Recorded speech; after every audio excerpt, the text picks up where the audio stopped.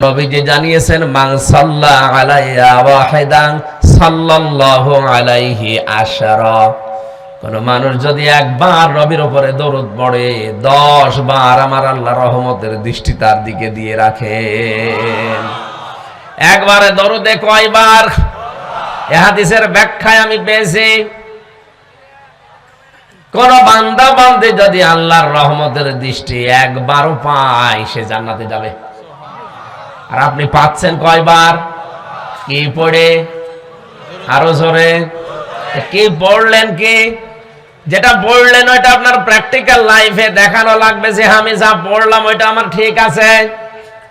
আমরা পড়েছি আল্লাহুম্মা সাল্লি আলা, আল্লাহুম্মা হে আল্লাহ সাল্লি আলা, তুমি রহমত নাজিল করো আলা মুহাম্মাদ, মুহাম্মাদের উপরে। আল্লাহ যেন ঠিক আমাদেরকে প্রশ্ন করছে, এই কুমিল্লাবাসী কি বললে এতক্ষণ যে আমি রহমত নাজিল কর মুহাম্মদের উপরে? কে এই লোকটা? কে? আল্লাহ পাক যদি এভাবে প্রশ্ন ছুড়ে দেয় আদরে যে কে এই লোকটা আমি যার উপরে রহমত নাজিল করব, হাজার হাজার মানুষ মিলে তোমরা এই কথা বললে, আমরা যেন এক বাক্যে সবাই জবাব দিয়েছি তিনি সাইয়্যিদিনা, তিনি আমাদের নেতা। কি তিনি আমাদের কি বলেন? বলেন শুধু আমার নেতা বলি নাই, না বহু বছর আমরা সবাই এখানে আছি, আমাদের সবার একমাত্র নেতা, কেবলমাত্র নেতা, শুধুমাত্র নেতা কে? বলেন বলেন। এই কথাটা যদিও সহজ ভাষায় আপনি বলে ফেললেন, এর লোড টের পাচ্ছেন? এর ওজন কত? সাইয়্যিদিনা এই শব্দটা এত ওজনওয়ালা শব্দ, বিশ্ব নবীকে আমরা নেতা বলে ঘোষণা দিয়েছি, এটা সাধারণ বিষয় না। আল্লাহ পাক এই পৃথিবীতে একজন মানুষকে নেতা বলে ডাক দিয়েছেন, তার নাম মুহাম্মদ। কোরআনে কারিমে আল্লাহ জানিয়েছেন ইয়াসিন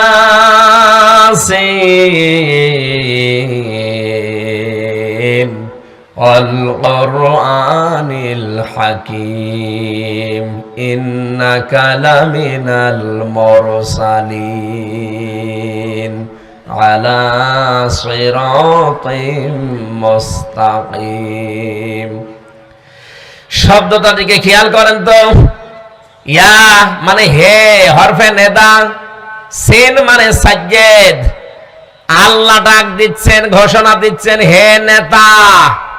তাফসিরে খাজানে, তাফসিরে ফি জিলালিল কোরআনে সাইয়্যিদ কুতুব লিখেছেন আল্লাহর ঘোষণা দেওয়া একমাত্র নেতা পৃথিবীতে মুহাম্মদ। এইজন্য আমি কয়েকদিন আগে কুমিল্লা এসে বলেছিলাম মানুষের ঈমান ভাঙার কারণ আছে 10টা। কয়টা? তার ভেতরে 4 নাম্বার কারণ হচ্ছে যারা বিশ্ব নবী মুহাম্মদ রাসূলুল্লাহ বাদ দিয়ে অন্য কাউকে নেতা মানে তাদের ঈমান ভেঙে যায়, নষ্ট হয়ে যায়। আমি তো এটা বানিয়ে বলেছিলাম, হ্যাঁ?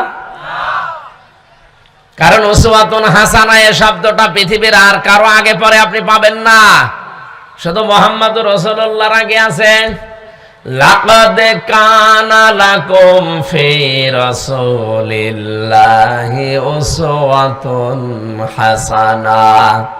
অবশ্যই তাম দুনিয়ার মানুষদের জন্য আপনাকে আমি মহত্তম আদর্শ হিসাবে পাঠিয়েছি, আর সবাই আপনাকে গ্রহণ করবে না। 3টা গুণ যাদের ভেতরে আছে তারা আপনাকে আদর্শ পাবে। কয়টা? আরো জোরে। আপনি মিলান তো আছে কিনা আপনার? লিমান কানা ইয়ারজুল্লাহ, যার জীবনের আশা আকাঙ্ক্ষা সব আল্লাহর জন্য। আমি যা পেয়েছি আলহামদুলিল্লাহ, না পেয়েছি তাও আলহামদুলিল্লাহ। কথা বলেন না কেন?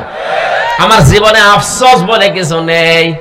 লিমান কানা ইয়ারজুল্লাহ, যে মানুষটা আমার আল্লাহর জন্য আশা আকাঙ্ক্ষা করে বসে থাকে।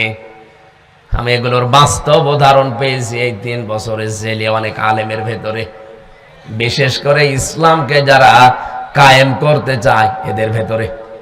এই মানুষগুলোর ত্যাগ আপনি যদি কাছের থেকে দেখেন আপনি মনে করবেন আমি এখনো ইসলামে প্রবেশই করি নাই। 14 বছর এক ঘরের ভেতরে রংপুরের কৃতি সন্তান এটিএম আজহার। আল্লাহর এই বান্দার চেহারার ভেতরে আমার মনে হয় নিরপেক্ষ দৃষ্টিতে কেউ যদি তাকিয়ে থাকে আপনি নূর দেখতে পাবেন। 14টা বছর এক ঘরে 24 ঘন্টা তালা মারা। আপনি মনে করছেন বলি ফেললো হুজুর, আপনি করে দেখেন তো। 14 বছর লাগবে না, আপনি খালি 14 ঘন্টা এক ঘরের ভেতর থাকেন তো দেখি।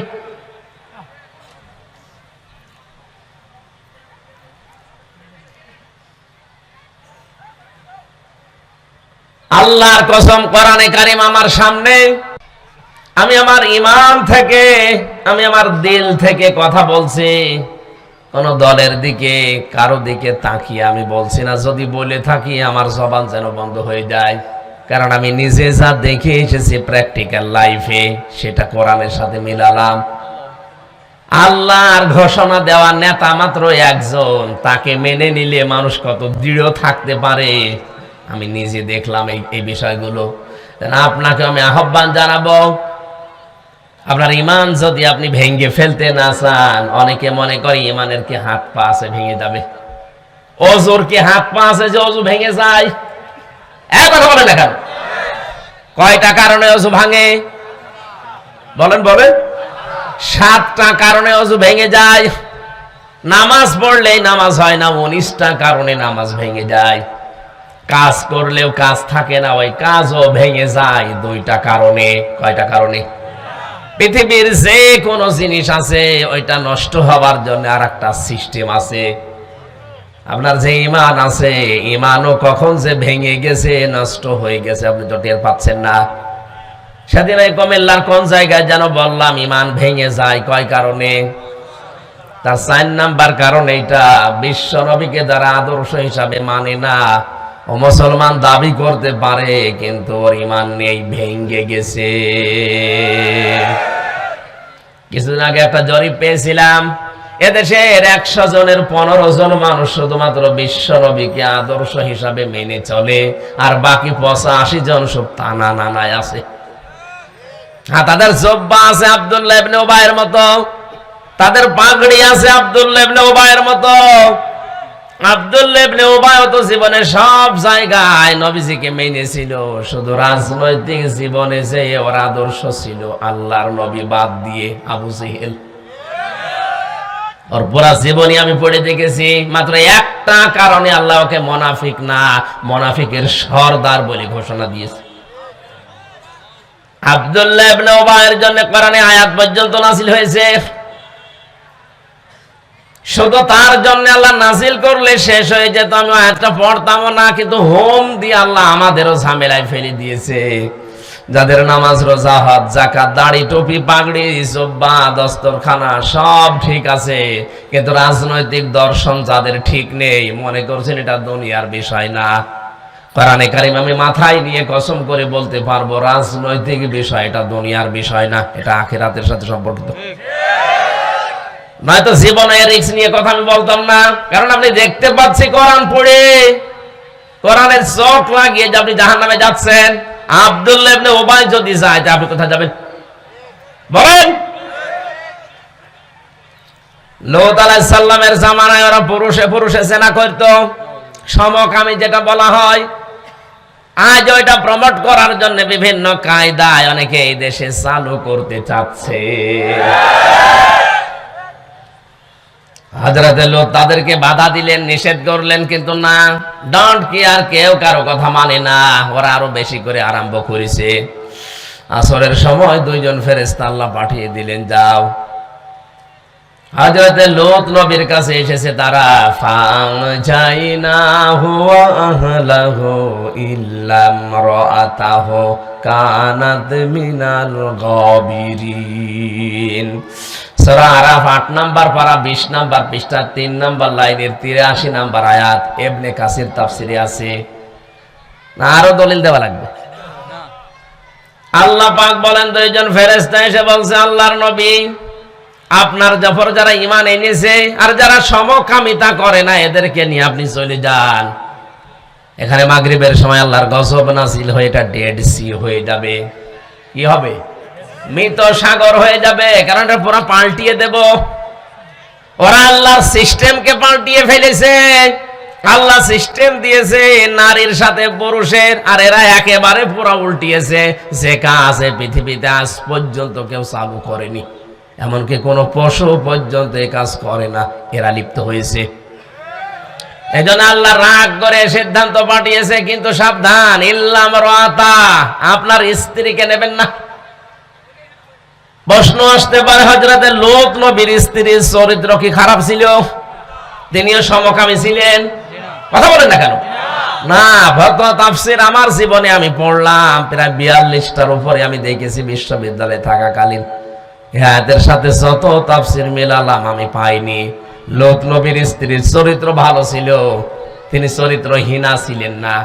কারণ কোন হারাম রক্তের ভেতরে আল্লাহ নবীদের রক্ত প্রবেশ করার নাই। তাহলে গজব নাজিল হওয়ার পরে তাকে সদ্য আল্লাহ ধ্বংস করে জাহান্নামে দিয়ে দিলেন। কারণ কি? সব মুফাসসির এ ব্যাপারে একমত, লূত নবীর স্ত্রীর চরিত্র ভালো ছিল, তিনি চরিত্রহীনা ছিলেন না, কিন্তু তলে তলে চরিত্রহীনদেরকে সাপোর্ট করত। কুমিল্লাবাসী, মাথায় মগজ নেই আপনার? এত বড় পাওয়ারফুল নবী হযরতে লূত আলাইহিস সালাম, তার স্ত্রী সাধারণ মানুষের না, নবীর স্ত্রী, নিজের চরিত্র ভালো, চরিত্রহীনা না, শুধু তলে তলে চরিত্রহীনদেরকে সাপোর্ট করার কারণে যদি আল্লাহ ধ্বংস করে জাহান্নামে দিয়ে দেয়। আজ অনেকে মনে করছে আমি তো নামাজ পড়ি, রোজা করি, আমার বউ পর্দায় থাকে, আমারে আল্লাহ জাহান্নামে দেবে। কি দেখে দেবে টের পাচ্ছেন না? আপনি হয়তো সব দিক থেকে ভালো, কিন্তু এমন মানুষকে সাপোর্ট করেন যার চরিত্র শয়তানের চাইতে খারাপ। নিচে নামা লাগবে আরো। আল্লাহর ঘোষণা দেওয়া নেতা পৃথিবীতে কয়জন? আহ্বান জানাবো ফিরে আসেন। অন্য কাউকে দুনিয়ায় মানা জায়েজ নেই, তাহলে ঈমান ভেঙে যাবে। এরপরেও যদি কেউ না বোঝার ভান করে থাকেন যে এখনো বুঝি নাই, এদিকে আসেন, আসেন, ওয়াজ পরে করবো, আসেন, আপনারা আগে মেরামত করিনি। ওরে গলিয়ে খাওয়িয়ে দেওয়া হয়, এরপরও বলো হুজুর আমি এখনো বুঝিনি। হ্যাঁ, তুমি এত কিছু বোঝো? এখানে 200 টাকা কেজি তেল, কুমিল্লার বাজারে যদি 180 টাকা হয়, 20 টাকা বাঁচাতে দরকার হেঁটে যাবে ওখানে। এটা ভালোই বোঝো, আর এত সহজ ভাষায় এটা বোঝালাম, এখনো মাথা নাড়িয়ে বলছেন আমি বুঝিনি। এদিকে এর এখন বুখারী শরীফ দিয়ে হবে, এর বাকারী শরীফ লাগবে।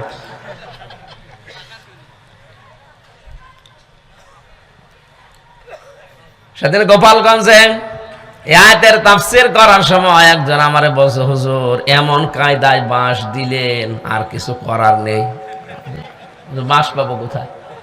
আর এই যে স্টেজ সাজিয়েছেন, এখানে বাঁশ ছাড়া আছে কি যে দেব? সব বাঁশ, এ দেওয়া ছাড়া আর কিছু দেওয়ার আছে? আমি কোরআন দিয়ে, হাদিস দিয়ে, বাস্তবতা দিয়ে বললাম। এরপরেও যদি কেউ না বোঝেন, আমার তো আর হাতে ওই যে দারোগা পুলিশদের মতো কিছু নেই। লাস্তা আলাইহিম বিমুসাইতির, হে নবী আপনাকে আমি দারোগা পুলিশ করে পাঠাইনি যে মানুষ পেটিয়ে হেদায়েত করা লাগবে না। সঠিক কথা তুলে ধরলাম, মানবেন না মানবেন ওটা আপনার ব্যাপার। তাহলে সাইয়েদিনা এটা যাদের ঠিক নেই, কিয়ামত পর্যন্ত দরুদ পড়লে ওই দরুদ কবুল হবে। 2 নম্বরে বলা হয় মাওলানা। মাওলানা মানে আমির হামজা কি? না না, মাওলানা শব্দের শাব্দিক অর্থ অভিভাবক, পথ প্রদর্শক, গাইডলাইন দাতা। নবীকে আমরা পথ প্রদর্শক, গাইডলাইন দাতা, অভিভাবক হিসাবে ঘোষণা দিলাম। হে আল্লাহ, তুমি যার উপরে রহমত নাজিল করবা তিনি আমাদের নেতা, আমাদের অভিভাবক। জোরে বলেন সুবহানাল্লাহ।